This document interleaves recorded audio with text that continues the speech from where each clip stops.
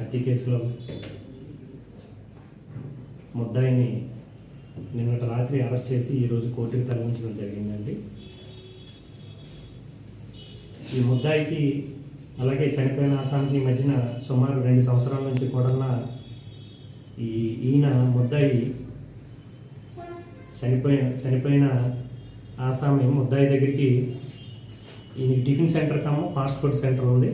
ఈ సెంటర్ దగ్గరికి వస్తూ ఉదయం పూట టిఫిన్ తినడానికి వస్తుంటాడు. టిఫిన్ లేనప్పుడు ఈయనతో గొడవ పడ్డం, టిఫిన్ ఎందుకు ఉంచలేదు అనేసి అని, అలాగే సాయంత్రం పూట ఫాస్ట్ ఫుడ్ తినడానికి వచ్చినప్పుడు అది లేకపోయినప్పుడు కూడా ఈయనతో గొడవ పడ్డం, ఎందు గురించి ఉంచలేదు అనేసి అని, ఇలాంటివి ఒక 2-3 సంవత్సరాల నుంచి నడుస్తూ ఉంది. అలాగే ఈ చనిపోయిన ఆసామి ముద్దాయి తాలూకు టిఫిన్ సెంటర్ దగ్గరికి వచ్చేటప్పుడు, ఫాస్ట్ ఫుడ్ సెంటర్ దగ్గరికి వచ్చేటప్పుడు ఓసారి తిని డబ్బులు కూడా ఇవ్వకుండా వెళ్ళిపోయిన సందర్భాలు ఉన్నాయి.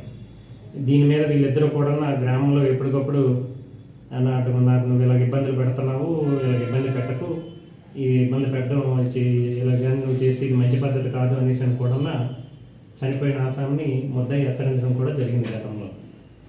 ఇలా ఉండగా 5వ తారీఖున శనివారం నాడు మళ్ళీ చనిపోయిన ఆసామి ముద్దాయి తాలూకా టిఫిన్ ఫాస్ట్ ఫుడ్ సెంటర్ దగ్గరికి రావడం జరిగింది. వచ్చినప్పుడు అప్పుడు రాత్రి సుమారు 9:30-10 ప్రాంతం అవుతుంది. ఆ టైంలో వచ్చిన తర్వాత ఈయన షాపు మూసి క్లోజ్ చేసి ఇంటికి వెళ్ళిపోయే టైంలో ఉన్నాడు.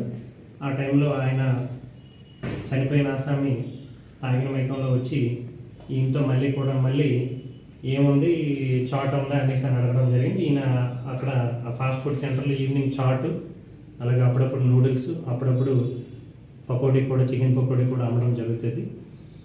చాట్ ఉందా అనేసి అని అడగడం జరిగింది. ఈయన్ని తాగిన మైకంలో, చనిపోయిన ఆసామి తాగిన మైకంలో ఈయన అడగడం జరిగింది. అడిగిన దాని మీద ఇప్పుడు నేను షాపు మూసివేసే టైం అవుతుంది, నేను ఇంటికి వెళ్ళిపోతున్నాను, ఈ టైంలో ఏమి ఉండవు అనేసి అని చెప్పడం జరిగింది.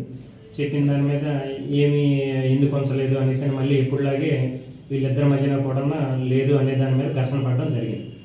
ఘర్షణ పడిన దాని మీద ఈయన నువ్వు ప్రతిసారి నాకు ఎలాగే ఇబ్బంది పెడతాను, ఎన్నిసార్లు చెప్పినా నువ్వు వినిపించుకోవడం లేదు, నేను చంపితే తప్ప నాకు సుఖం ఉండదు అనేసి అని వెంటనే అక్కడ దగ్గరలో ఉన్న సుత్తి ఒకటి తీసుకొని తల మీద కొట్టడం జరిగింది. కొట్టిన తర్వాత ఈయన కానీ బతికున్నట్లయితే నన్ను మళ్ళీ ఎట్టి పరిస్థితుల్లో కూడా నన్ను చంపేస్తాడు, ఈయన చంపేయాలా అనేసి అని నిర్ధారించుకొని మళ్ళీ అదే సుత్తితోనేమో 2-3 దెబ్బలు తల మీద కొట్టడం జరిగింది. జరిగిన తర్వాత ఈయన ఉల్లిపాయలు, బంగాళదుంపలు కోయడానికి చాకు వాడుతూ ఉంటాడు ఆ టిఫిన్ సెంటర్లో. ఆ షాప్తోని ఆయన పేట మీద కోయడం జరిగిందండి.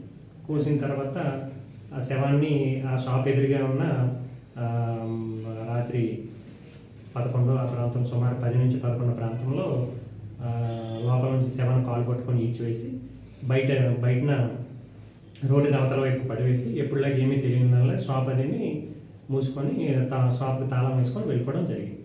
ఉదయాన్నే మళ్ళీ యాజ్ యూజువల్గా ఏమీ తెలియనట్టుగా ఉండడం జరిగింది. మనకు సమాచారం వచ్చిన తర్వాత మనం కేసు కట్టిన తర్వాత షాపు డోర్ మీద బ్లడ్ స్టెయిన్స్ అవి ఉండడం, అలాగే షాప్ లోపల కూడా బ్లడ్ స్టెయిన్స్ అవి ఉండి దాని మీద విచారించిన తర్వాత ఆయన నేరాన్ని ఒప్పుకోవడం జరిగింది. ఈయన్ని అరెస్ట్ చేసి ఈరోజు కోర్టుకి రిమాండ్కి పంపించడం జరుగుతుంది.